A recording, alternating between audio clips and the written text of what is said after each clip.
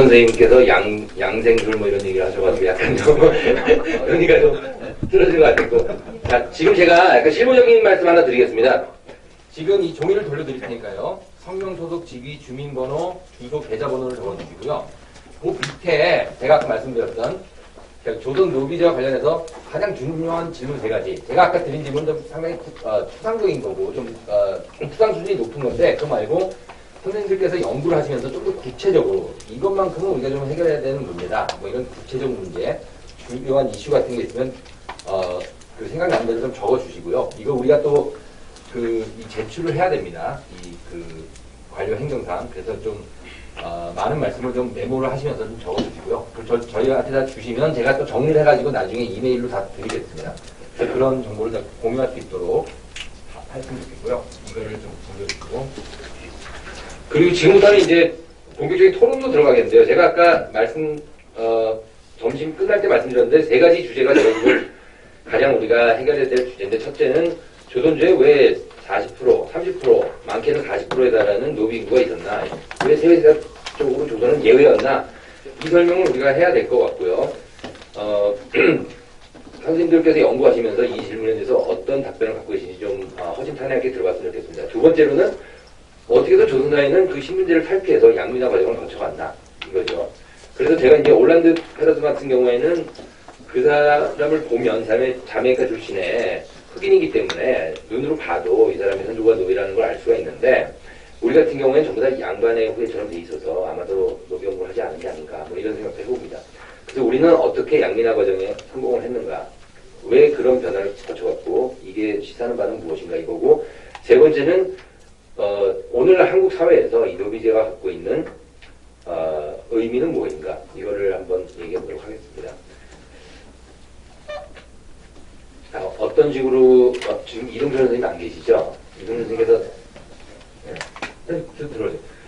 이동철 선생님께서 지금 나가셔야 되기 때문에 먼저 말씀을 하시겠다고 하셔서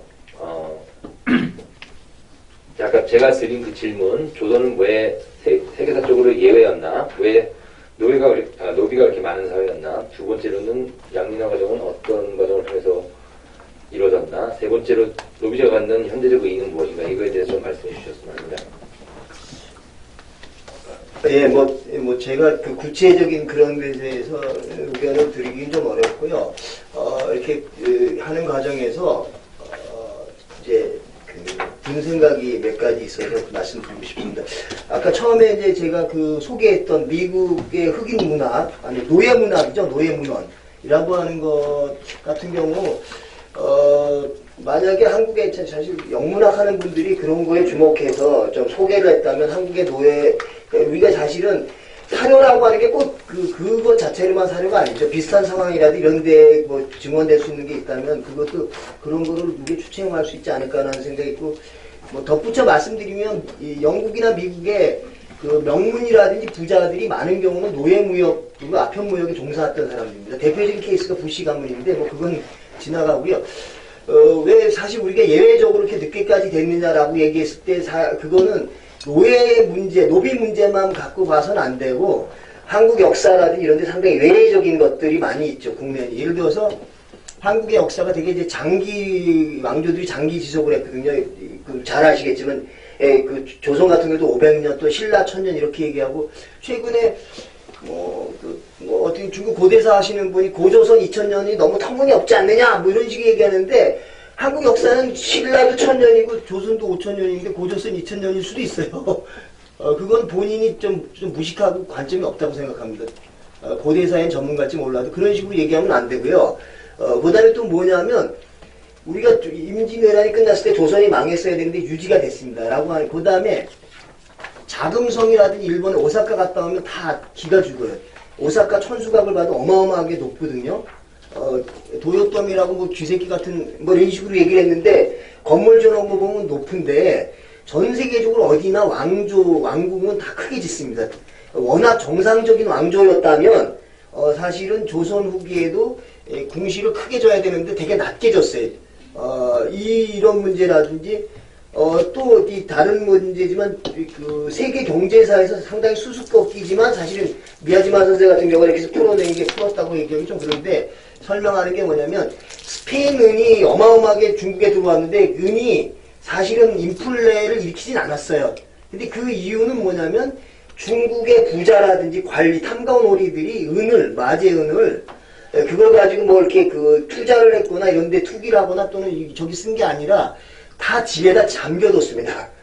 지금도 중국에 뭐 부정부패하면 집에 가면 뭐 금괴가 얼마 있고 양주가 2,000병 뭐가 얼마 뭐 달러가 뭐 이런 식으로 그래서 사실 돌아다녔으면 인플레가 났을 텐데 인플레가 안 났거든요. 근데 제 생각에 그게 비슷하게 막 걸려있는 것들이 뭐냐면 재정적으로 우리가 그 계속 몇백 년은 계속 그 마이너스 재정을 유지한 국가였고 양반들이 부를 가졌음에도 불구하고 함부로 사치를 못했던 것 같은 경우가 있는데 저는 오히려 궁시를 낮게 줬기 때문에 그런 효과가 있지 않을까라는 생각도 있고요. 어느 측면에서 노비 문제는 후기에 이렇게 들어선 거에 우리 한국 사회의 아주 주된 특징 중에 하나가 정부가 나서기보다는 민간에서 많이 맥히는데 어느 면에서는 민간의 복지라는 차원, 사회적인 어떤 유지하려는 그런 차원, 어떤 그 자체 메커니즘으로 이해해야 될 측면도 상당히 있지 않을까라는 생각이 들어서 이런 제가 말씀드린 것들, 재정이 마이너스였다라든지 왕국 이런 것들을 다 같이 맞물려서 조금 그 노비 문제를 이해한다면 우리가 예외적인 현상이 나타나는 거에 대해서 설명하는데 실마리를 얻지 않을까. 그냥 제가 이제 조금 말하자면 미국의 노예 문학 같은 경우도 뭐 영문학 하는 분들이 소개를 해야겠지만 그런 걸 좀 한번 그냥 그냥 아마추어적인 관점에서 제가 좀 말씀드려봤습니다. 예. 예, 감사합니다. 그러니까 이제 조선의 예외적인 것들이 많고 그걸 다 묶어 종합적으로 보면 뭔가 설명이 가능할 것이라는 그 정도 견해로 파악이 됩니다. 자, 그러면 이제 본격적으로 노비 문제에 굉장히 깊게 연구를 해오신 분들 중심으로 일단 토의를 이어가도록 하겠습니다. 그 이영훈 선생님 한번 첫 번째 질문에 대해서 우리가 왜 권내현 선생님부터 할까? 그러니까 일단 저서를 갖고 계신 선생님들 중심으로 이끌고 가고요. 그리고 이제 그 다음에 비전공 전문가들의 의견을 한번 들어보도록 하겠습니다. 안승준 선생님께서 먼저 한번 말씀해 주시죠. 예. 답변하고 있는 거. 저는 좀 질문 아직 준비가 덜 되고요. 예. 저는 노비 이 부분들이 아직도 실상들이 덜 드러났다고 이렇게 판단하고 있습니다. 실상들이. 그래서 대부분 머리 좋은 분들이 몇 가지를 엮어서 이렇다 저렇다 하는데 많은 지금 특히 준호 관계 이 노비들을 보면은 노조 관계에 따라서 그 일의 강약이라든지 이 신공의 납부여부가 엄청나게 달라지는데 예를 들면 1624년도에 강력한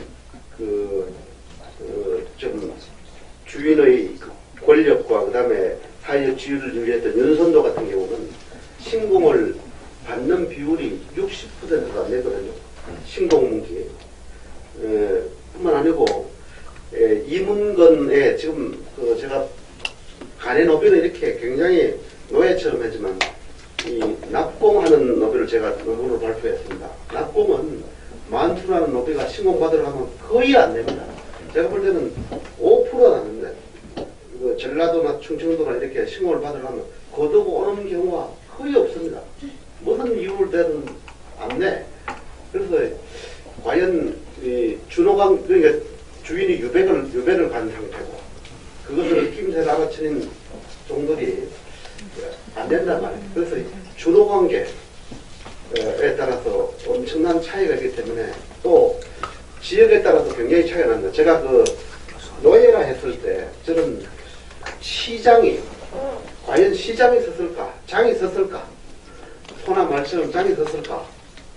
그래서 저는 자료 찾는데 또 전문가니까 찾았어요. 그래서 편지에서 노비를 흥정하는 문서를 찾았는데 만든 것처럼 어떤 TV에 영화에 나왔다시피 만든 것처럼 쫙 세워놓고 이빨에 있는 걸 보고 이렇게 하는 게 아니고 양반들이 노비를 통해 가지고 수로를 통해 가지고 그 가격을 흥정합니다. 그 흥정 가운데 경기도에는 거의 헐값이 되었고 경상도에는 아직 유지가 되는데 이렇게 주인들끼리 그